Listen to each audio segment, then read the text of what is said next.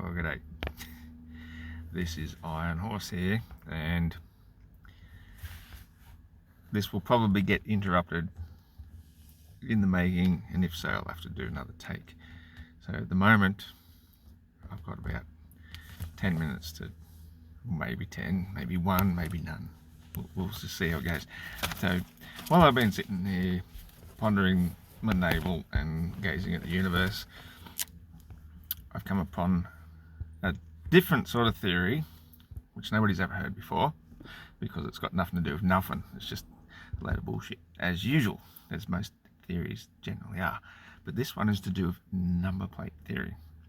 Now, about 2.5, 3 years ago, I can't remember when, my little Suzuki Vitara shit itself. The drive chain broke, and I had no choice but to just buy another car so I could get to work.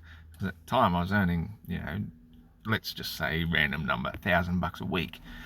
And so for the week that I was out of work because I didn't have a car, I lost $1,000 a week. And you add that up over a period of a year, that's a pretty big loss.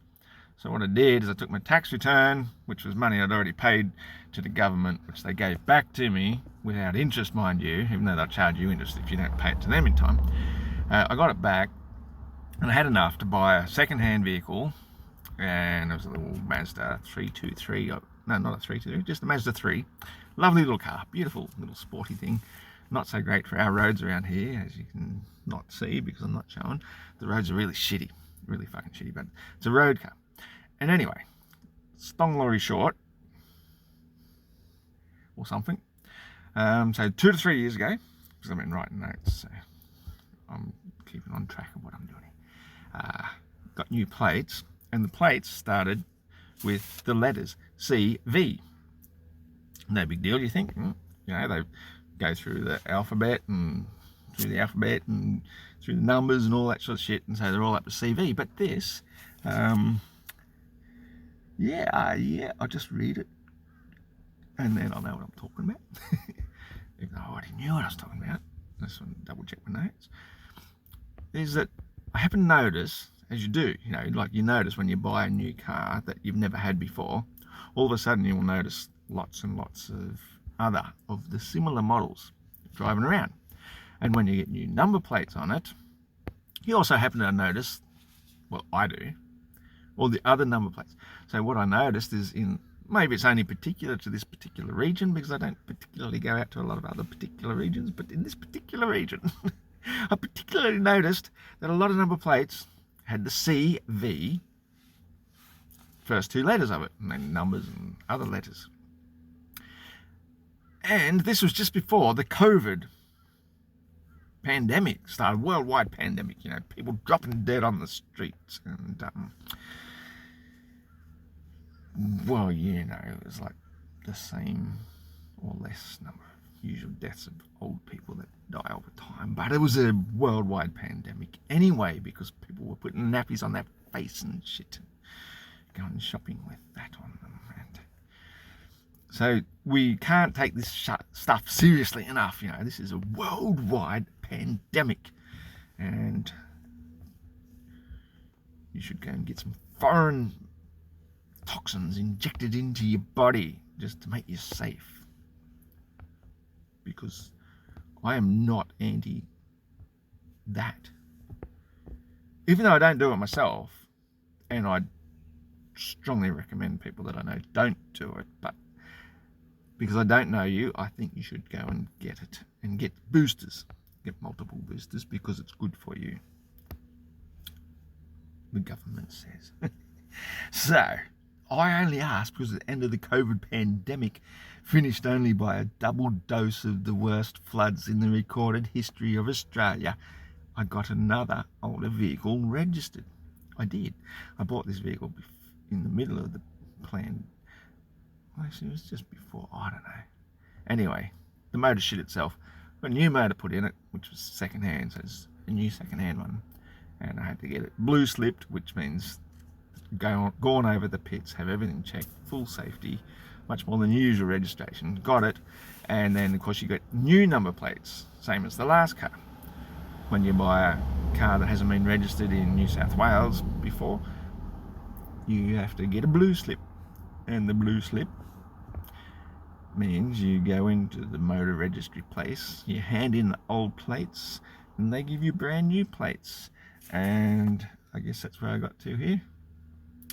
And the new plates around, yep, definitely, I'm sticking with my notes. They started with DD. Now I was a little bit disappointed because my old ones were Queensland plates, and so they started with 69, and I thought 691, and it had something else really cool about the ladders, but gone because it's irrelevant. The thing is, when I got these new ones, I got, you know, DD, and then some numbers that are relevant actually to me in a way that wouldn't be relevant to anybody else I won't mention. And then the last two letters actually are MR, which is like Mr. So, you know, DD, everybody. Yeah. Anyway, I'll read my notes because that's even funnier. I was straight onto it anyway. I was already, wasn't I? A good old joke for the lads to laugh about, isn't it, eh? But then I noticed all the shiny new plates on older cars getting about all have the DD as well. And I've seen probably 2 or 3 of them just today here in the sticks, in the outback of the tropical rainforests of northern New South Wales. Okay, I'll give you a quick glimpse of this outback.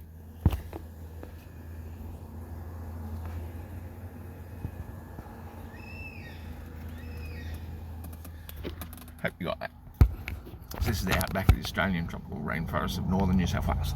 Okay, so then I noticed shiny plates, older cars getting about to have a DD as well. Then it hit me. Like knee hit me. It hits me in here. See, this is the thing that people don't understand when something hits me. It's not physical hit. It's a bit like way back when I talked about the tumour in my head. It's not a physical tumour. It's a tumour of the mass of humanity trying to get into my head, just graining away with their thoughts. Because I am semi-somewhat sort of psychic. As if you didn't already know.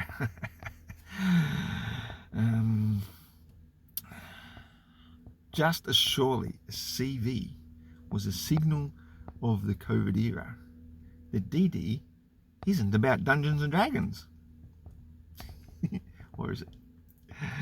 Then when it hit me, I knew exactly what it's planning for.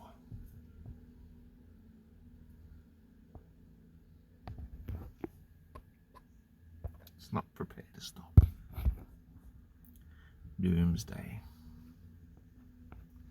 I think I got just the right amount of tonal inflection in that, the way I said that, the way I was, when I wrote it. I didn't think I'd be able to do it, but I think I did. I think I got it just right. Anyway, I predict the real pandemic will begin before or near Christmas this year.